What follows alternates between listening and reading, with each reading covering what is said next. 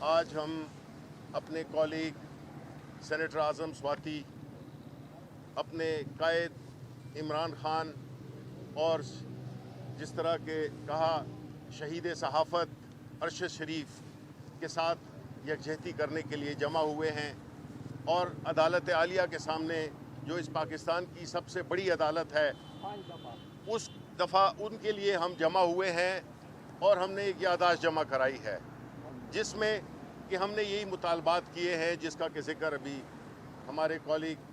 شہزاد وسیم نے کیا۔ دیکھیں، آج ملک جس تذبذب، جس پریشانی اور جس بے یقینی کی صورتحال سے درپیش ہے، اس میں ہمیں یہ دیکھنا ہوگا کہ یہ سب کچھ کیوں ہو رہا ہے۔ کیا ایک ایسا واقعہ ہوا جس سے کہ اس ملک کی ہر ادارے کو، جو کہ وقت کے ساتھ ساتھ یعنی کہ جو ریاست کے ستون تھے ان میں سے خاص طور پہ دو ستون،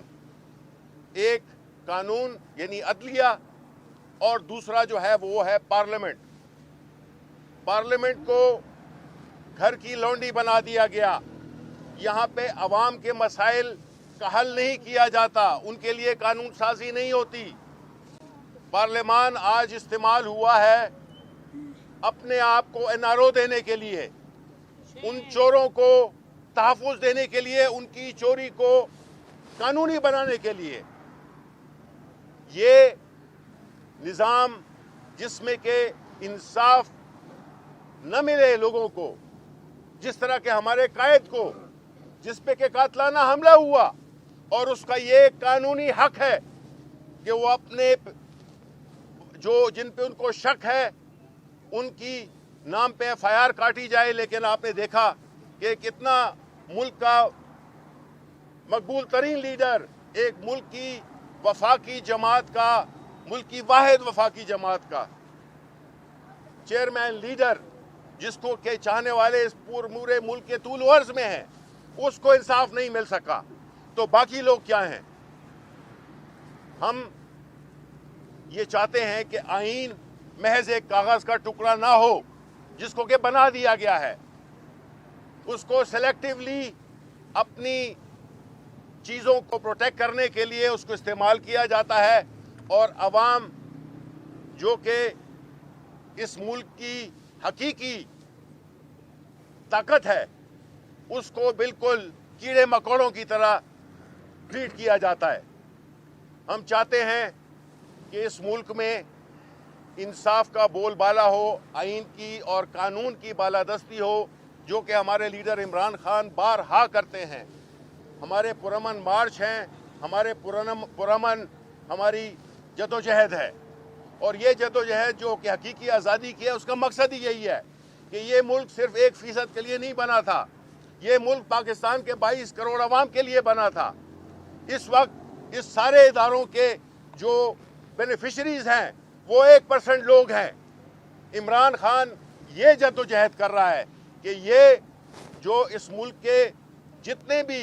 قانون کے ادارے ہیں، پارلیمان ہے، ایگزیکٹو ہے، میڈیا ہے، یہ سب عوام کی نمائندگی کریں، نہ کہ کسی ایک خاص مخصوص ٹولے کی، اشرافیہ کی، یہ وہ کریں۔ یہ کلچر جو کہ ابھی ہمارے کالیگ جو کہ جن کے ساتھ میں یہ سمجھتا ہوں کہ اس سے اگر اعظم سواتی کو مار دیتے تو اتنا برا نہ ہوتا جتنا کہ جو ان کے ساتھ کیا گیا، لیکن اللہ تعالیٰ نے ان سے ایک کام لینا تھا۔ یہ ہماری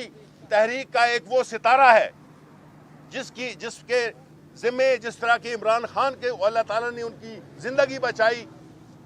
اسی طرح بھی اس مجاہد کو ہماری تحریک کا ایک بہت بڑا ایک ستارہ بنایا۔ یہ جو سیکٹر کمانڈر کلچر ہے اس کو ختم ہونا ہوگا۔ دیکھیں بھائی، اس ملک میں ہم نے آزادی حاصل کی تھی، وہ آزادی ابھی تک ہمیں نہیں ملی ہے۔ اس آزادی کا اس پاکستان کے 22 کروڑ عوام، غریب، امیر، ہر طرح کے ان کا حق بنتا ہے۔ یہ ان کا ملک ان کے لیے بنایا گیا تھا، نہ کہ اس 1% کے لیے بنایا گیا تھا۔ ہم یہ توقع کرتے ہیں کہ اس سارے جو 75 سال میں جو ناانصافیاں ہوئی ہیں ابھی وقت آ گیا ہے پاکستان کے عوام، خاص طور پہ نوجوان جو کہ اس ملک کی اکثریت ہے، ان کے مستقبل کو ہم یقینی بنائیں، روشن بنائیں، خوشحال بنائیں، اور وہ تب ہوگا جب قانون کی بالادستی ہوگی، ہر ایک کو انصاف ملے گا۔ ہم یہ توقع کرتے ہیں اپنے سپریم کورٹ کے ادارے سے کہ وہ جتنے بھی لوگ ہیں، اور خاص طور پہ اس وقت جو ہم نے جو یادداشت پیش کی ہے، اس پہ ہمیں فی الفور justice delayed is justice denied, ہم چاہتے ہیں کہ یہ انصاف ملے،